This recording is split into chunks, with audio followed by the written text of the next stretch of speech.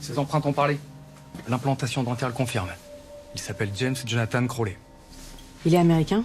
Ouais, c'est même un héros de la Seconde Guerre. Il a débarqué en 44 sur Omaha Beach. Ça lui fait plus de 90 ans? Mais il les fait pas. Il vivait dans un ancien manoir sur Saint-Ville, avec une Française, Louise Kieffer, une retraitée. L'uniforme?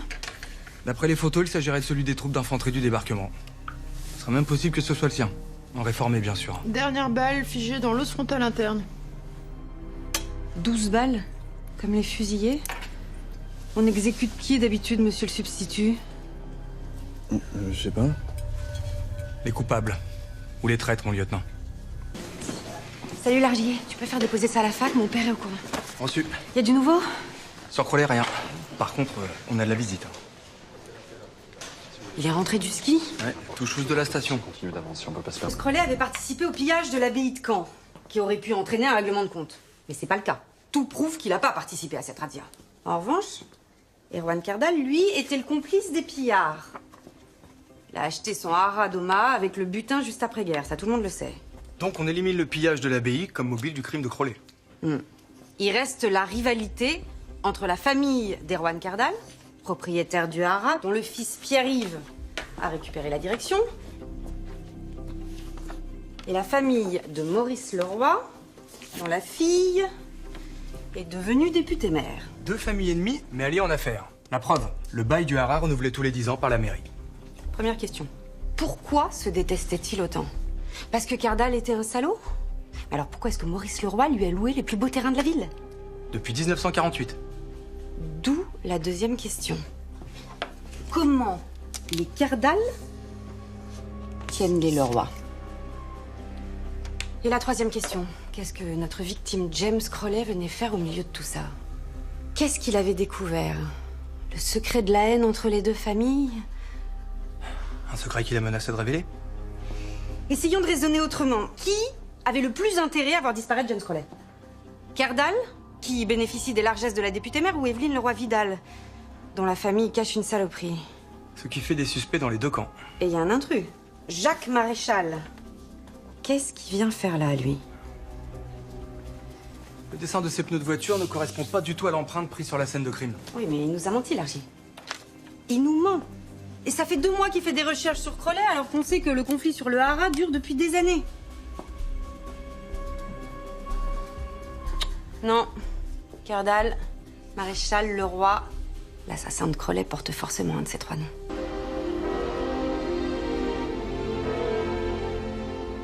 Je ne sais pas grand-chose, malheureusement, sur ce trésor. Si ce n'est qu'il était composé de biens de valeur que le diocèse protégeait de l'occupant. Il était à l'abri dans une crypte. L'évêque en poste à l'époque a porté plainte, mais au milieu du chaos, la gendarmerie avait sûrement d'autres soucis à régler. Vous avez trace de cette plainte? Non, j'ai un petit peu cherché après votre appel, mais sans succès. Comment se fait-il, si ce trésor était si bien caché, que des soldats qui venaient juste de débarquer en aient eu connaissance? Alors ça, c'est la bonne question. On a dit qu'ils avaient été informés et guidés par un Français. Un profiteur de guerre, j'imagine. Il y en a eu tellement. Aucune idée de son nom? Absolument pas. Ça aurait été un miracle. Et quelle a été l'attitude du diocèse après la guerre? Très prudente. D'abord parce que la période de l'épuration a été un moment terrible. Tout le monde se vengeait de tout le monde. Et puis il n'est pas si simple de porter plainte contre ceux qui sont venus vous délivrer du mal. Et depuis, plus aucune nouvelle du trésor? Non, il a nourri bien des fantasmes depuis, mais ce n'était que des rumeurs. Même aujourd'hui? Oui, parfois des chercheurs viennent me voir, des amateurs de trésors aussi. Récemment? Ah oui, je me souviens avoir reçu quelqu'un il y a moins de 2 mois. Lui voulait tout savoir. Il posait des tas de questions. Il me parlait du siège de Caen, des Anglais, des Américains. De la section Crowley? Bon, c'est possible, mais j'ai vite pensé que c'était notre trésor qui l'intéressait. Il vous a pas laissé sa carte de visite, j'imagine. Non, mais je le reconnaîtrais. Bien. On va organiser ça, alors. Merci beaucoup pour votre accueil, mon père. Mais à votre service. Et tenez-moi au courant. S'il y a le moindre espoir de retrouver notre bien, là, ce serait un vrai miracle. Largier, tu vois les caméras de surveillance, là-bas? Ouais. J'appelle la police municipale. En espérant qu'il n'ait encore rien détruit. Hein.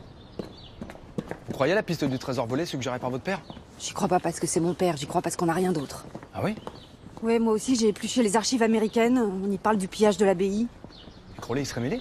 Apparemment, non. Mais on peut négliger aucune piste.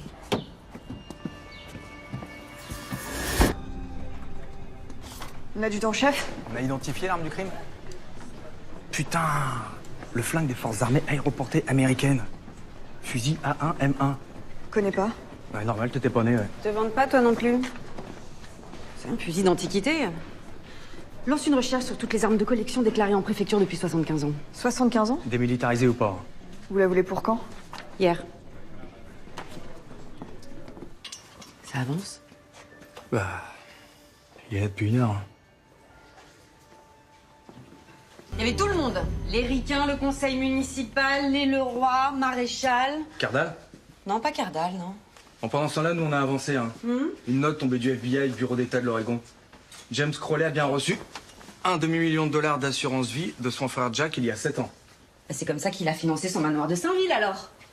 Reste la question, qu'est-ce qu'a découvert James Crowley pour qu'on ait eu intérêt à le tuer? Il nous reste une piste, Largier.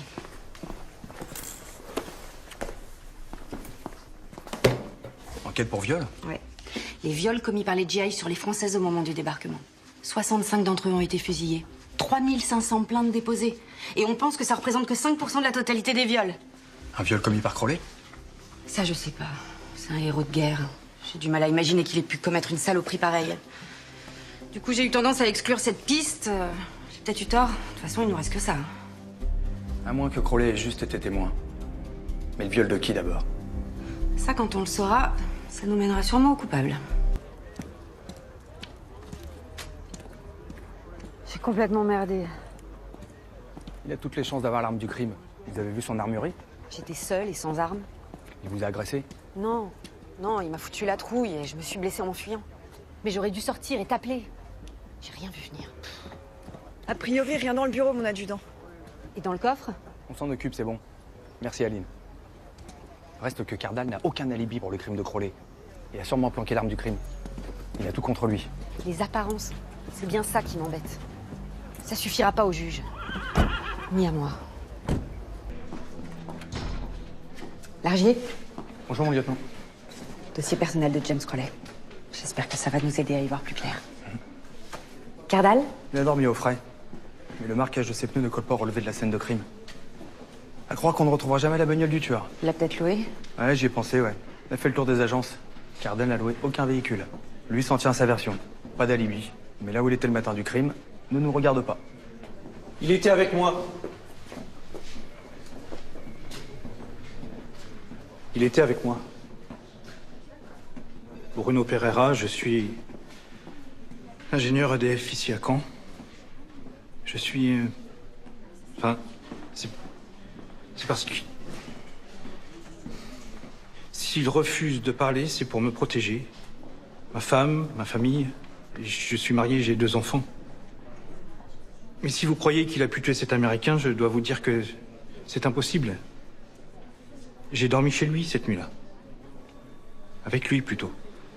On est amants depuis 1 an.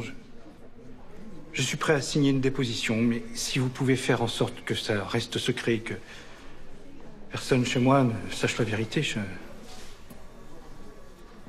Bon, revenons à Crowley. Dans les jours qui ont suivi le débarquement, sa compagnie d'infanterie a installé son QG à la mairie de Saint-Ville. Le maire, c'était Maurice Leroy à l'époque. Père de la députée. Exactement. Ils y sont restés 7 jours avant de reprendre l'offensive. Donc si un viol a bien lieu à Saint-Ville, c'est entre le 6 et le 13 juin. C'est ça. Et à mon avis, s'il en reste des traces, on les trouvera dans les archives de la mairie ou chez Madame la députée maire.